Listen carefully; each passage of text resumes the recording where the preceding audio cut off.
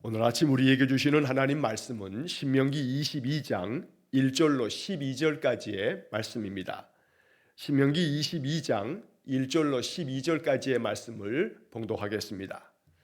내 형제의 소나 양이 길 잃은 것을 보거든 못 본 채 하지 말고 너는 반드시 그것들을 끌어다가 내 형제에게 돌릴 것이요 내 형제가 내게서 멀거나 또는 내가 그를 알지 못하거든 그 짐승을 내 집으로 끌고 가서 내 형제가 찾기까지 내게 두었다가 그에게 돌려줄지니 낙이라도 그리하고 의복이라도 그리하고 형제가 잃어버린 어떤 것이든지 내가 얻거든 다 그리하고 못 본 채 하지 말 것이며 내 형제의 낙이나 소가 길에 넘어진 것을 보거든 못 본 채 하지 말고 너는 반드시 형제를 도와 그것들을 일으킬지니라.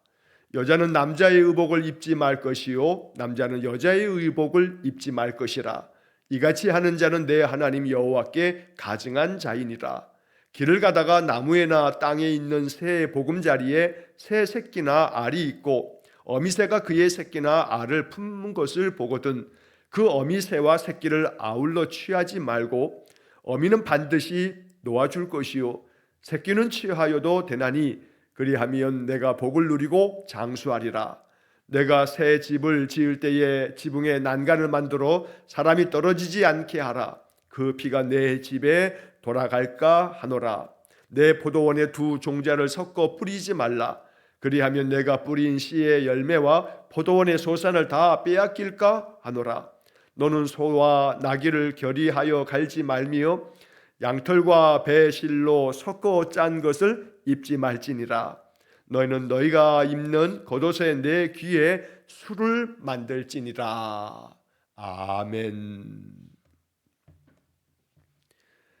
자, 오늘 우리에게 주시는 신명기 22장의 말씀 12절까지의 말씀을 읽었는데, 자, 이 말씀도 역시 이스라엘 백성들이 가나안 땅에 들어가서 살아갈 때 그들의 삶이 어떠해야 하는지, 그들이 일상의 삶 속에서 그들은 어떠한 마음가짐을 가지고 살아야 하는지 여러 가지 사례들을 가지고서 하나님께서 이스라엘 백성들에게 이러한 율법의 말씀을 주셨습니다.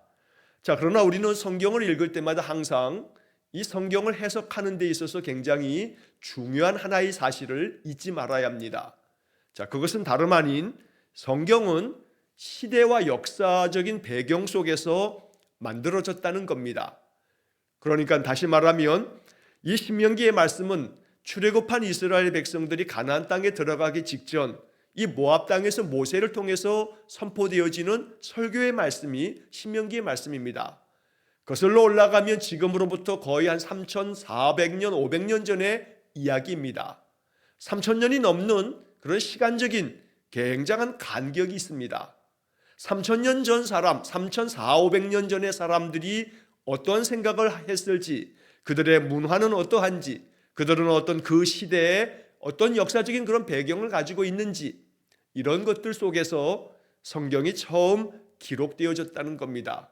그러니까 3,000년 넘게 긴 세월이 지나고 또 저 팔레스타인 땅이 아닌 이 대한민국 땅에서 성경의 말씀을 읽는다는 것은 우리의 시선으로, 우리의 생각으로 이 성경의 이야기를 해석하는 데에는 그 중간 단계에서 이 성경의 말씀을 우리가 어떻게 받아야 하는가라고 하는 그런 해석이 필요합니다. 이러한 성경 해석의 과정을 일컬어 우리가 신학이다 이렇게 말하는 겁니다.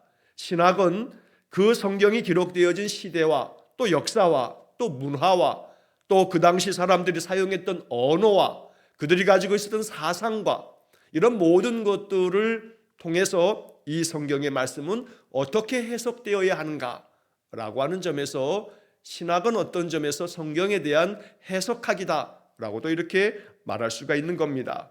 자, 그래서 성경의 이야기를 어떠한 것들은 문자 그대로, 왜냐하면 시대를 초월해서 언제나 그 정해진 말씀의 뜻이 모든 시대 가운데 다 허락되어지는 그런 말씀들이 있습니다. 서로 사랑해라, 이웃을 사랑해라 라고 하는 그런 말씀들은 어느 시대를 초월해서 어떠한 배경이든지 간에 우리가 모두 다 따를 수 있는 그런 말씀들이 됩니다. 그러나 더러는 그 시대적인 어떤 배경 속에서 그 시대 안에서만 허용되어지는 그런 말씀도 있는데 그것을 문자 그대로만 무조건 받아야 된다. 성경에서는 성경의 모든 구절을 1.1핵이라도 더하거나 감할 수 없다라고 하는 그런 정신을 가지고서 성경을 그냥 문자 그대로만 받아야 된다라고 하는 그런 생각을 가지고 성경을 해석하고 가르치는 그러한 경우들도 있습니다. 그런 부분들은 신학적인 어떤 차이겠습니다만 그것이 항상 올바르다라고 말할 수 없는 그런 문제들이 있는 겁니다. 한 예를 들자면 레위기 11장에 보면 가증한 것들이 있고 그래서 부정한 것들 또 정한 것들에 대한 짐승의 목록들이 나옵니다. 그래서 부정한 짐승으로 여겨지는 것들을 먹는 것은 하나님 앞에서 가증한 일이다라고 금지되어져 있는 겁니다. 그런 가운데 제가 종종 말씀드리지만 레위기 11장 7절 말씀에 보면 돼지는 부정한 짐승으로 그렇게 분류가 됩니다. 그래서 이 돼지는 부정한 짐승이기 때문에 먹어서는 안 되는 겁니다. 예를 들어 이슬람 사람들은 이슬람교를 믿는 사람들은 돼지고기를 먹으면 안 됩니다. 왜냐하면 그들이 가지고 있는 코란도 이 구약의 여러 말씀들을 근거로 해서 만들어지다 보니 이 돼지를 부정하게 여겼던 그 중동 지방의 고대 사람들이 가지고 있었던 그러한 배경 속에서 돼지가 부정한 짐승이기 때문에 이것을 먹는 것은 안 된다라고 이렇게 그들은 지금까지도 그렇게 받아들이고 있다는 겁니다. 자, 그렇다고 해서 오늘 우리 기독교인들이 우리 개신교인들이 돼지고기를 안 먹는 사람 없듯이 만약에 돼지고기를 다 먹는다면 레위기 11장 7절의 말씀에 이 부정한 돼지를 먹지 말라 하는 말씀에 위반되어진다는 겁니다. 이처럼 성경의 말씀들을 문자 그대로 그 뜻 자체대로 다 받아야 될 것도 있지만 그러나 그 시대와 역사 속에서 문화적인 배경과 풍습 속에서 그 시대 사람들에게 주어진 말씀이기 때문에 그 말씀의 뜻은 뭔가 어떤 목적과 어떤 뜻으로 이런 말씀을 하셨는가 라고 하는 그 말씀의 정신을 우리가 잘 파악해서 그 정신을 우리가 가지고서 오늘 시대는 우리가 이러한 말씀을 어떻게 가지고 살아야 하는가 라고 하는 그런 자세로 말씀을 묵상해야 된다는 것입니다. 자, 오늘 본문의 말씀들에서도 역시 마찬가지입니다. 제가 서론적으로 지금 이런 말씀 쭉 드리는 이유는 오늘 이 22장의 말씀도 역시 그 시대적인 배경 속에서 나오는 그런 명령들이 있기 때문에 오늘 우리 시대의 이 말씀들은 어떻게 해석되어야 하나라고 하는 그런 관점의 어떤 변화를 가지고서 이 말씀들을 봐야 되겠습니다. 자, 먼저 1절부터 4절까지의 말씀에서는 우리가 이 본문의 말씀을 읽으면서 몇 차례 반복되어지는 표현을 봅니다. 못 본 채 하지 말고 라고 하는 겁니다. 자, 1절을 보면 내 형제의 소나 양이 길을 잃은 것을 보거든 못 본 채 하지 말아라. 그리고 너는 반드시 그것을 끌어다가 너의 형제에게 돌려줘라. 자, 길을 가는데 그 양이나 소가 있는데 길을 잃어버리고 있어서 저거 주인이 없이 저렇게 길을 잃고 다니네. 그러면 그 양이나 소를 못 본 채 하지 말고 반드시 그거 끌어다가 저거 아무개네 집에 소네. 그러면 그 사람에게 갖다가 주는 그렇게 하라는 겁니다.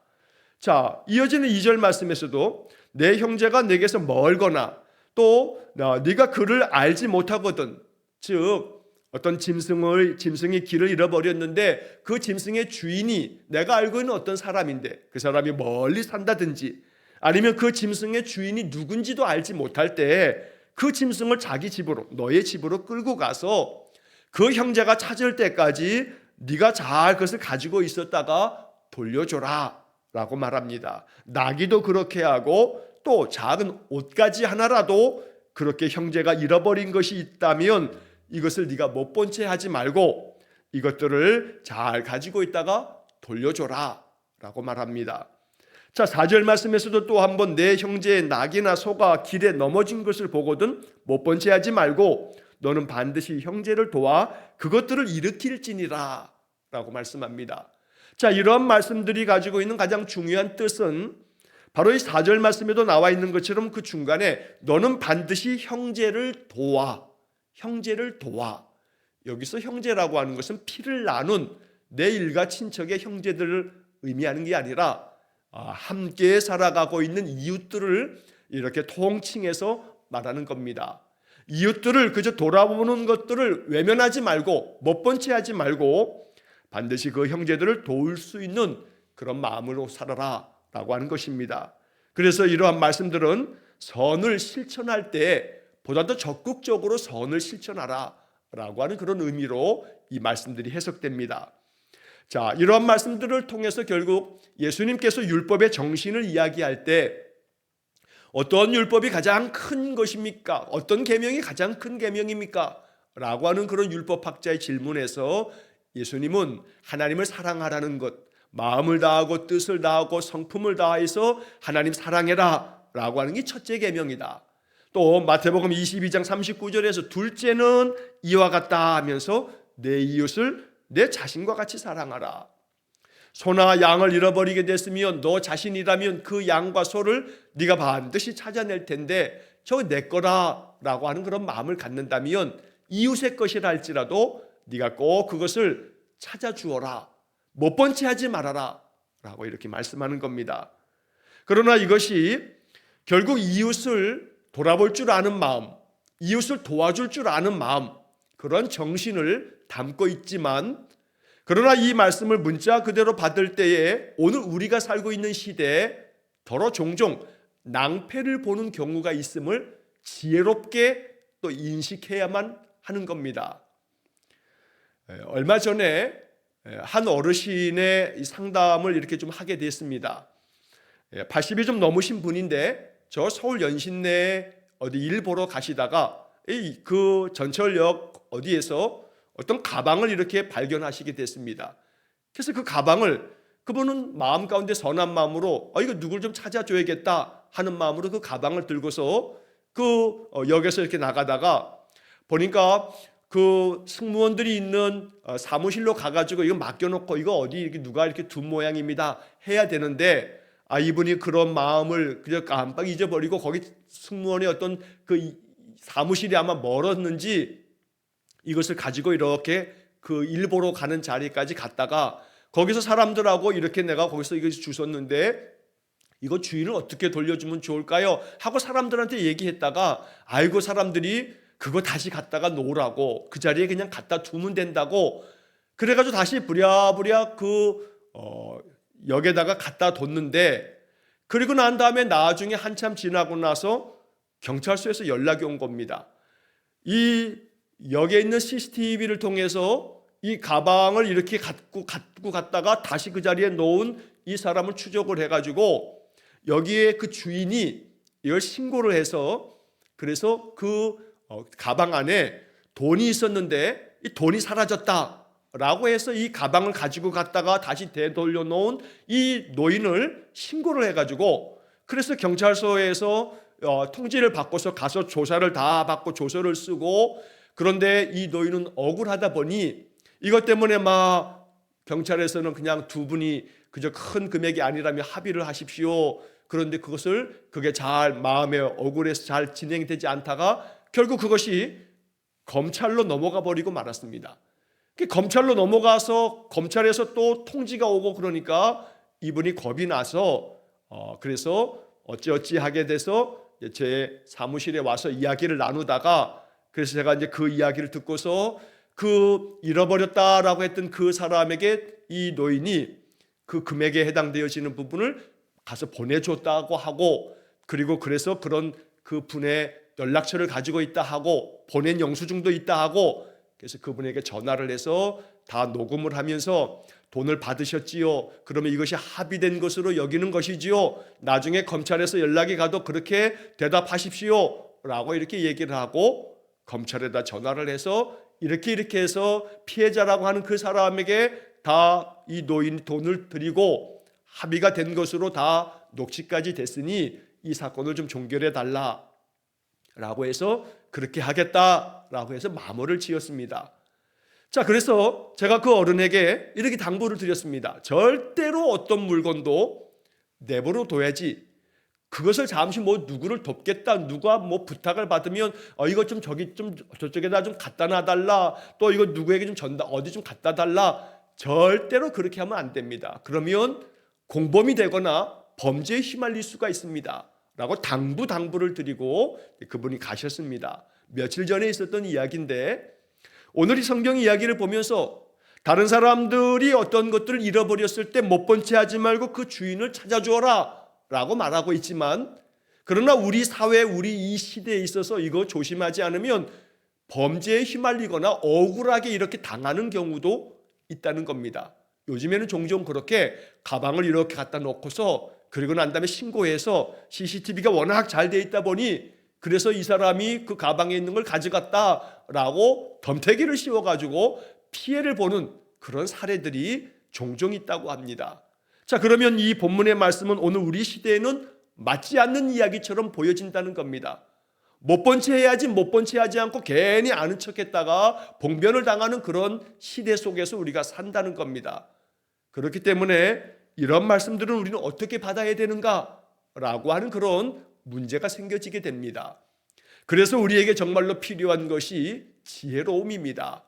심지어 예수님께서는 말씀하시기를 비둘기처럼 순결하라 하셨지만 그 다음에 이어서 지혜로우라고 하는 말씀 앞에는 뱀같이 지혜로우라 라고 말씀합니다. 여러분, 유대인들에게서 뱀이라고 하는 것은 그 율법서 창세기에 나오는 인간을 범죄케 만들었던 사탄과 같은 그런 존재입니다. 자, 이 사탄이 뱀에게 들어가서 아담과 하와를 유혹하여서 죄짓게 하여 범죄가 들어왔는데, 그러한 이 뱀에 대해서 예수님께서 지혜를 말할 때에는 비둘기처럼 순결하라 하면서도 뱀같이 지혜로우라 라고 하는 그런 말씀을 들려주셨다는 것을 우리가 잘 유념해야 합니다. 그래서 오늘 본문의 말씀에 못 본 채 하지 말고, 못 본 채 하지 말고, 못 본 채 하지 말고 3번씩이나 반복이 되는데, 이렇게 3번씩 반복되어지는 이 말씀은 분명히 강조하고 있는 것임에 틀림없지만, 그러나 그 강조의 말씀은 형제를 도와라, 돕는 마음을 가져라, 이 돕는 마음을 갖되 지혜롭게 도우라 라고 하는 데까지 나아가지 않으면 오늘 우리 시대에 이런 말씀을 그냥 문자 그대로 받는 부분에 있어서 시대적인 그런 제한과 한계가 있음을 우리가 인식해야 된다라고 하는 것입니다. 그래서 언제나 남을 도울 때에도 지혜롭게 도울 줄 아는 그런 마음을 가져야 되겠지만, 그러나 항상 그 마음 가운데 야고보서 4장 17절의 말씀에 사람이 선을 행할 줄 알고도 행하지 아니하면 죄니라. 결국 이게 경계선에 있게 됩니다. 선을 행할 줄 알면서도 행하지 않는 그러한 죄가 모든 부분에 면죄부가 될 수는 없다는 겁니다. 즉 다시 말하면 선을 행할 줄 알면서도 행하지 않습니다. 그럼 죄가 됩니다. 그런데 행하지 않는 까닭이 선을 행하는 마음으로 그렇게 했다가 그렇게 아는 척하고 참견하게 되고, 그래서 못 본 채 하지 않고 다 그것을 이렇게 돕다가 낭패를 보는 그런 일들이 이 시대의 모습이다 보니, 그럼 우리가 어찌하면 좋을까라고 하는 그런 딜레마에 빠지게 되는 경우가 있다는 겁니다. 그래서 이런 말씀을 우리가 받을 때마다 우리의 삶의 자리에서 여러 가지 구체적인 그런 상황 앞에서 항상 하나님, 이 상황에서는 내가 어찌하면 좋을까요? 어떤 것이 가장 지혜로운 방법일까요? 하나님, 나에게 지혜를 가르쳐 주십시오 라고 오늘 이 악한 시대에서는 더더욱이나 지혜로운 마음을 구하는 자세가 우리에게 대단히 중요하겠습니다. 자, 그 다음 이어지는 5절 이하의 말씀에서는 여러 가지 사례들을 이렇게 말씀하고 있는데, 그런 많은 규정들 속에 담겨져 있는 정신을 우리가 좀 헤아리면서 본문 말씀을 좀 봐야겠습니다. 자, 5절 말씀이 그러합니다. 여자는 남자의 의복을 입지 말고 남자는 여자의 의복을 입지 말라 말합니다. 옷을 뒤바꿔 입지 말라는 겁니다. 여자가 남자 옷 입으면 안 되고 남자가 여자 옷 입으면 안 되는 겁니다. 자, 이렇게 말씀하면서 이것은 내 하나님 여호와께 가증한 일이다, 그렇게 행하는 자는 가증한 자다라고까지 말합니다. 그러나 이것도 오늘 우리 시대에는 이 의복이라고 하는 것, 패션이라고 하는 것이 남자나 여자나 구분하지 않고 입는 옷들이 많습니다. 우리가 그것을 유니섹스라고 해가지고 성을 구분하지 않고 누구나 다 남자든 여자든 그렇게 입을 수 있는 옷들을 만들어서 판매가 되어집니다. 자, 그렇다면 여자가 남자 옷 입으면 안 된다, 남자가 여자 옷 입으면 안 된다, 이러한 문자 그대로만 그렇게 여겨져야 할 말씀인가? 라고 하는 점입니다. 성경 해석자들 중에는 이러한 것들은 이방 사람들이 가지고 있었던 그런 풍습이고 이것은 우상 숭배와 관련되어져 있는 그러한 말씀들이다 라고 그렇게 해석하는 경우들이 있습니다. 또 그뿐만 아니라 남자와 여자가 구분되어짐을 잘 가지고 살아가는 것이 이 말씀의 뜻이다 이렇게 해석하는 해석자들도 있습니다. 어떤 것이 되었던 이 말씀 속에서 담고 있는 중요한 것은 결국 이방의 풍속들을 분별 없이 받아들이는 것, 이거 경계해야 된다. 이거 하나님 앞에서 가증한 일이다 라고 하는 그런 점에서 해석하자면 로마서 12장 2절 말씀에 사도 바울은 우리에게 이런 말씀을 들려주십니다. 너희는 이 세대를 본받지 말고 오직 마음을 새롭게 함으로 변화를 받아 하나님의 선하시고 기뻐하시고 온전하신 뜻이 무엇인지 분별하도록 하라. 그러니까 세상 풍조를 따르지 아니하고 세상의 여러 행하는 그런 문화들을 분별 없이 그냥 다 받지 말고 말씀 안에서 말씀의 정신을 잘 가지고서 분별력 있게 파악해서 받을 것은 받되 받지 말아야 할 것은 받지 말아라. 이러한 분명한 구별될 줄 아는 그러한 마음들을 가지고 살라라고 하는 것으로 이런 말씀을 받아야겠습니다. 자, 6절과 7절의 말씀에서는 길을 가다가 나무에나 땅에 새 보금자리가 있는데 그런데 그 새 새끼가 있고 알이 있었는데 어미새가 그 새끼나 알을 이렇게 품고 있는 것을 본다면 어미새나 새끼나 알이나 이거 다 그냥 취해서 그거 먹으려고 하지 말아라. 그때는 알이나 새끼는 가져가도 되되 어미새는 그냥 그대로 둬라 라고 이렇게 말씀해 주십니다. 뭐 성경에 이런 얘기까지 적혀 있을까 싶습니다만 이런 말씀을 통해서도 하나님께서 뜻하시는 바는 결국 어미새를 그대로 둬야 그 어미새가 또다시 새끼를 낳고 또 알을 품게 되고 뭐 이렇게 되어짐으로써 여러 자연 만물의 모든 하나님의 창조 세계가 온전히 이루어지고 이걸 통해서 사람들의 삶도 보존되어진다는 것을 말씀하고 있는 것입니다. 자, 그래서 새끼나 또 알은 취하여서 먹을 수 있지만 어미새를 잡아먹고 어미새까지 다 그냥 취한다면 그러면 결국은 그 새들이 다 사라져버리고 말 테니 그러니 어미새는 취하지 말고 그대로 둬라. 그래야만 오늘 이 7절 마지막 부분에 그리하면 내가 복을 누리고 장수하리라. 어찌 보면 어미새는 취하지 말라라고 하는 것이 이 7절의 마지막 부분에 그렇게 하는 것이 네가 복을 누리는 거고 네가 장수하는 거다라고까지 연결을 지으니까 이게 조금 왜 이렇게 복을 누리고 장수하는 것까지를 어미새 취하는 것과 취하지 않는 것으로 말씀하고 있나, 좀 과한 말씀 아닌가 하는 생각이 듭니다만 이게 결국 어미새는 취하지 말고 그냥 둬야 어미새가 또 알도 낳고 그 알이 새끼가 되고 그래야 너희가 먹을 거리가 계속 생겨지는 거 아니냐. 어미새까지 다 취해버리면 너희의 먹을 거리가 끊어지는 거 아니냐. 그래서 너희가 복을 누리고 장수하려면, 너희가 오랫동안 먹을 거리를 취하려면 어미새는 그대로 두는 것이 이것이 지혜로움이 아니냐라고 하는 그런 말씀을 하고 계시는 겁니다. 자, 한편 8절 말씀에서는 새롭게 집을 짓게 되면 그 지붕에 난간을 좀 만들어라. 그래서 혹여라도 사람이 조심하지 못해서 그 난간이 없어서 떨어지게 되면 큰 부상을 입거나 생명에 해가 되기 때문에 만약에 그 사람이 떨어져 죽게 된다면 그 피가 너의 집으로 돌아갈 거다. 그 사람의 죽은 피의 대가가, 그 값이 너희들이 그 책임을 져야 되지 않겠냐. 그러니까 새로 집을 짓게 되면 지붕에 난간을 만들어서 사람이 떨어질 일이 없도록 그렇게 만들어라 라고 말씀합니다. 어찌 보면 이처럼 이웃들을 위해서라도 이렇게 난간을 만들어서 안전하게 집을 짓도록 하라 라고 하는 건데, 요즘 말로 한다면 산업재해가 벌어지지 않도록 그렇게 안전조치를 잘 해라 라고 하는 말씀으로도 이 말씀을 우리가 받을 수 있을 겁니다. 이웃이 안전하도록, 나와 내 가족뿐만 아니라 다른 이웃이 내 집에 왔다가도 지붕에 난간이 없어서 그 위에 올라갔다가 떨어지면 큰 부상을 입거나 심지어는 죽을 수도 있으니 이렇게 너와 너의 집뿐만 아니라 이웃들을 위해서라도 언제나 안전 조치를 할 줄 아는 그런 마음을 가져야 한다라고 하는 겁니다. 요즘에 우리 사회에 아주 중요한 법 중에 하나가 중대재해처벌법입니다. 산업 현장에서 아주 중대한 재해가 발생됐을 때 이것은 그 원청에서 책임을 져야 된다라고 하는 그런 법이 만들어졌지만 사실은 많이 유명무실한 그러한 법이 되어져 버리는 안타까움이 있긴 합니다.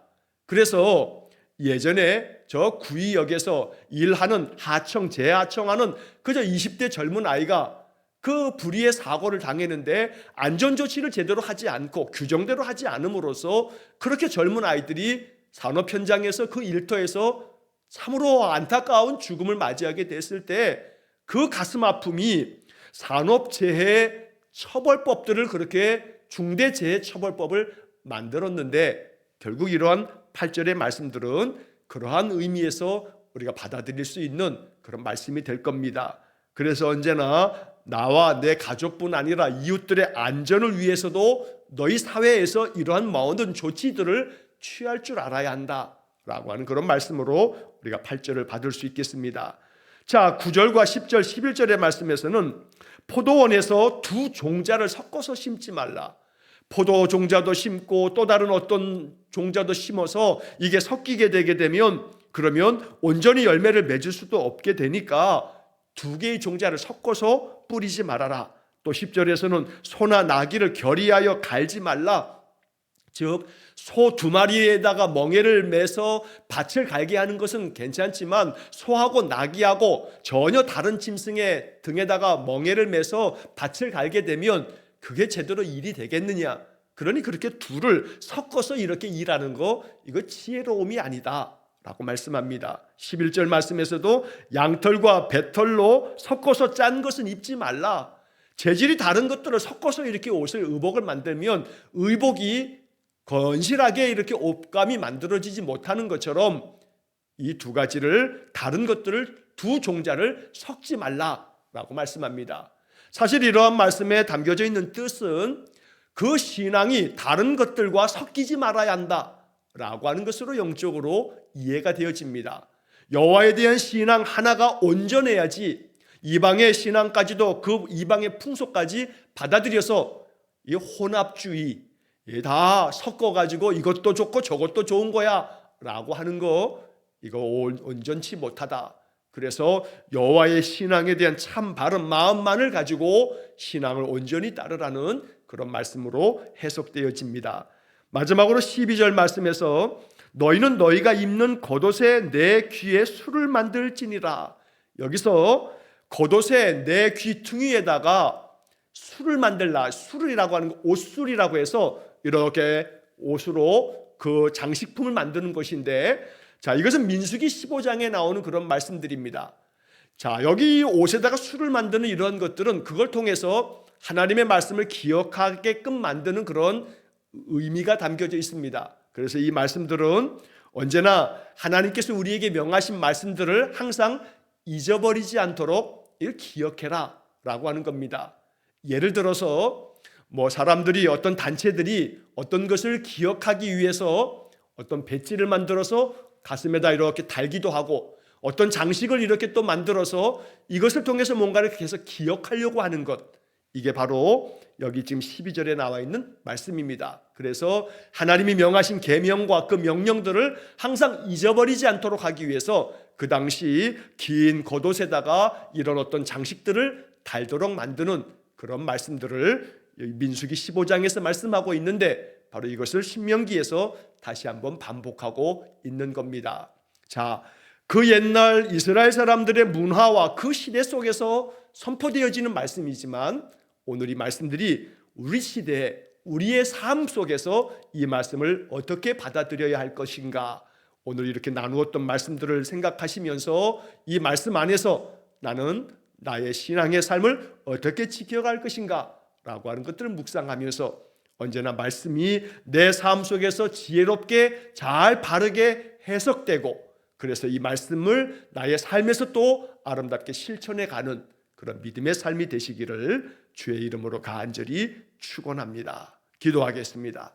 자비로우신 아버지 하나님, 이웃의 일들을 돕되 못 본 채 하지 말라 하는 말씀이 담고 있는 이웃 사랑의 정신을 우리가 잘 배우기 원합니다. 그래서 참으로 각박해지는 이 세상 속에서도 그리스도인들의 선한 행실이 아름답게 실천될 때 이것이 하나님의 영광을 드러내는 그런 아름답고 귀한 일이 될 수 있도록 인도해 주옵소서. 이 땅에서 우리가 신앙을 가지고 살아갈 때 세상의 많은 것들이, 세상의 모든 풍속들을 그저 분별 없이 다 받아들이지 않게 하시고, 깨어 있어서 말씀의 정신과 뜻을 헤아리면서 세상에 못되고 악한 아무리 많은 사람들이 그렇게 간다 하여도 세상의 시대를 잘 읽고 그 풍속을 무조건 따름이 아니요, 말씀 안에서 우리가 받을 것은 받되 취하지 말 것은 버릴 줄 아는 지혜로운 마음을 허락해 주옵소서. 그래서 우리의 신앙의 길이, 신앙의 온전함을 잘 지킬 수 있는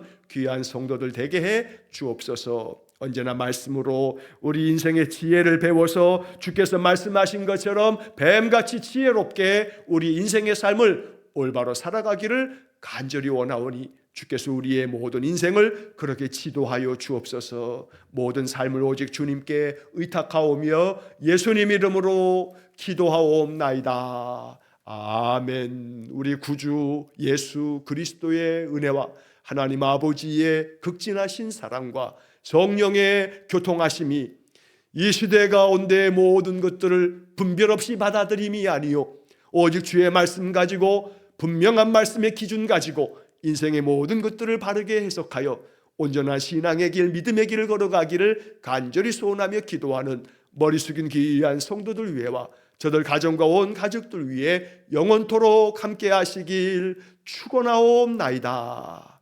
아멘.